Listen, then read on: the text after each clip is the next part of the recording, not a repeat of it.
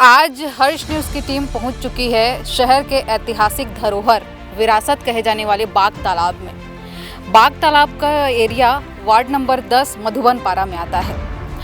आज हम बाग तालाब की बात करें तो ये शहर के एक ऐतिहासिक धरोहर और विरासत का जीता जागता उदाहरण है।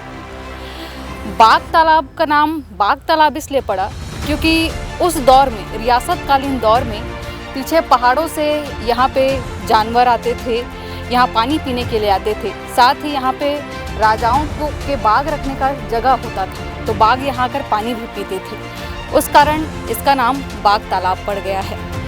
और बात करें हम और ऐतिहासिक दौर की, पुराने दौर की, तो ये जगह जो बाग तालाब का क्षेत्र आप देख रहे हैं, ये आकार में इससे दोगुना था, लेकिन धीरे धीरे ये जगह सिमट गई और आसपास आवासीय परिसर बन गए हैं, जिसके कारण अब ये सिकुड़ कर रह गया है।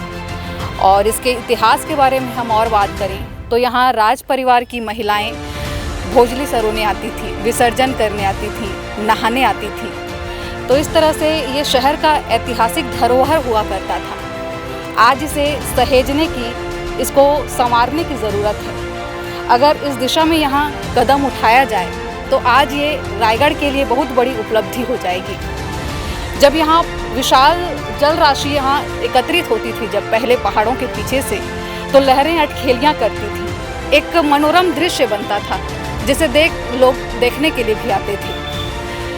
कुछ साल पहले यहाँ नगर निगम द्वारा बोटिंग शुरू की गई थी, लेकिन अव्यवस्था के कारण कहें या गर्मी में पानी सूख जाने के कारण कहें, उस अव्यवस्था के कारण यहाँ पे बोटिंग भी बंद हो गई है।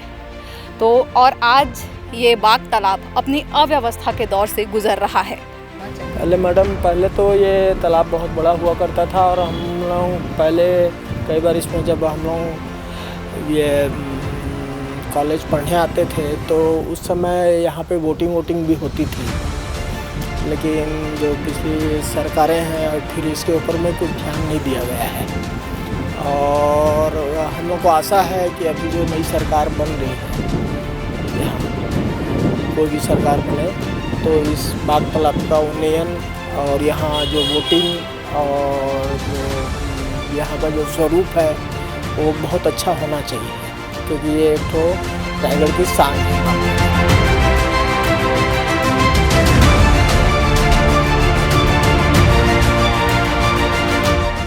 अभी हम खड़े हैं चांदमारी के मुक्ति धाम के पास। यहाँ बरसों पहले नगर निगम द्वारा इलेक्ट्रिक शवदाह बनाया गया था शवों को जलाने के लिए, लेकिन उसका उद्देश्य ये था कि लकड़ी को बचाया जा सके और पर्यावरण भी प्रदूषित ना हो। लेकिन इस इलेक्ट्रिक शवदाह का कुछ उपयोग होता दिखा नहीं, क्योंकि इसमें कुछ डिफ़ॉल्ट होने के कारण शव अधजले रह जाते थे, जिसके कारण इसका उपयोग नहीं किया जा सका और ये आज भी उसी बेहाल अवस्था में पड़ा हुआ है।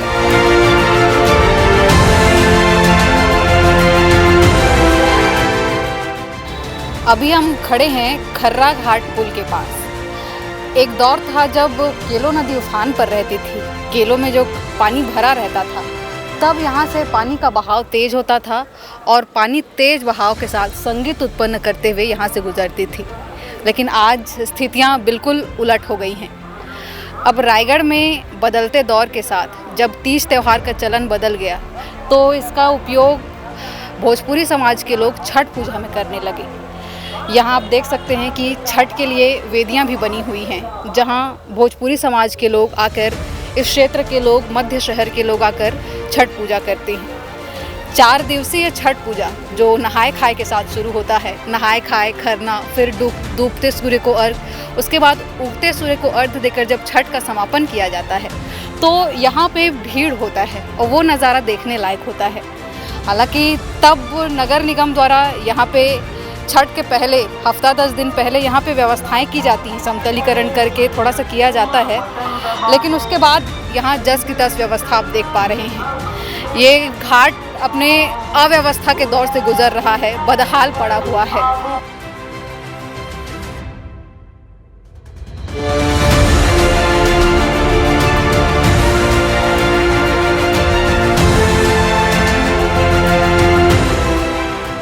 जब हमारी टीम हर्ष न्यूज़ की टीम यहाँ से गुजर रही थी तो रास्ते में हमको ये दिखा रियासत कालीन दौर का भव्य सर्किट हाउस, जैसे पहले कुंज विलास नाम से जाना जाता था।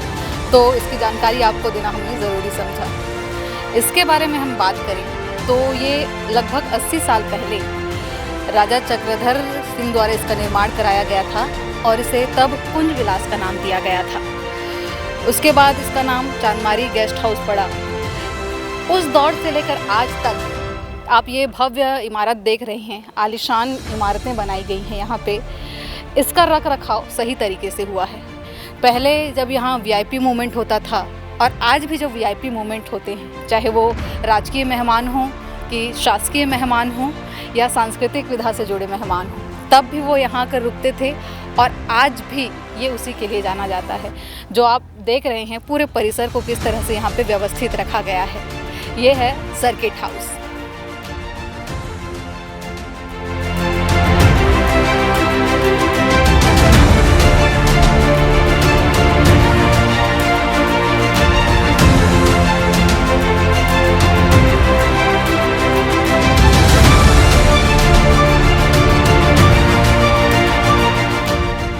अभी हमारी टीम आप पहुंची है वार्ड नंबर 7 के गंगाराम तालाब के पास। दरअसल गंगाराम तालाब को हम ये सूखे तालाब के रूप में देख रहे हैं। यहाँ पे बरसों पहले यहाँ पानी भरा रहता था, लेकिन गहरीकरण हुआ, जब यहाँ समस्याएं उत्पन्न होने लगी तो आज तालाब किस स्थिति में है आप देख सकते हैं। इसके अलावा यहाँ इस समस्या से जूझ रहे आसपास के लोग इस तालाब के बारे में क्या कहते हैं और उन्होंने इस तालाब को भरे लबालब पानी से खाली होते हुए भी देखा है, आज इस सूखे के दौर में भी देखा है। तो आइए उनसे बातचीत करते हैं कि उनका क्या कहना है इस तालाब को लेकर। नाम बताइए। मोतीलाल चौहान। बताए तालाब में पहले यहाँ पानी रही, अभी तो आप पहले सूखा आपने देखा था। हमन का है हमन का पानी हमन बचपना ले पिया खाती में हमन के उम्र मतलब जिंदगी कट गए पूरा एक के पारा मोहल्ला के साथ। तो अभी का हो से अब ये मतलब गहराकरण होगी ना, उसका दिन पूरा एकदम सूखा होगी ना, पानी एकदम 1 महीना मुश्किल से बरसात के पानी रुका थे। ये तो नरवा है एकदम पूरा चले जाते, बुहा पूरा चट्टान निकल गए नीचे से।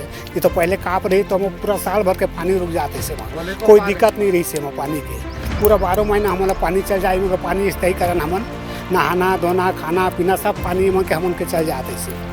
तो एक बात का है, अब जब एक गहरीकरण हुई से ना, उसका दिन ले हमारा पानी की बहुत समस्या है। और जब अब मुश्किल से हम जो आते बोर उर के पानी वही में नहाना धोना खाना पीना वही में स्थिति होते, और बाकी में जो हमन के स्थायी होते वो खत्म हो गए। तो पानी जब यहाँ भरे कैसे कैसे उपयोग करते वह हमन बहुत बाल बच्चा पूरा परिवार एमा सब पूरा हमारा पारा मोहल्ला का और दूसरे मोहल्ला के मन में आके एमा नहाना धोना बढ़िया मजा के अपन नहा धो के पूरा दूसरा मोहल्ला के भी आके एमा नहा धो के अपन जाए यहाँ से। लेकिन अभी का है स्थिति में कि अभी पानी बूंदी की बहुत तकलीफ है। जितना दिन गहराकरण हो या उतना दिन पानी की बहुत समस्या है, कुछ पानी के स्थायी नहीं है। अगर कर दी सरकार तो बहुत अच्छा हो, हमारे पारा मोहल्ला में पहले बना के दे दी तो स्थायी हो जाइए, हमन के बहुत उद्धार हो जाइए। तो ये थे यहाँ के स्थानीय रहवासी जो गंगाराम तालाब के बारे में उन्होंने हमें बताया। आज ज़रूरत है इस तालाब के जीर्णोद्धार की, इसके सौंदर्यीकरण की, इसे संवारने की, क्योंकि ये पूरे वार्ड वासियों के लिए ये उपयोगी था ये तालाब। लेकिन आज जिस स्थिति में है, आज किसी काम के नहीं आ रहा है और वार्ड वासियों की मांग भी यही है कि इसका जीर्णोद्धार किया जाए, इसका सौंदर्यीकरण किया जाए और इस पानी का उपयोग वार्ड वासी कर भी सकें।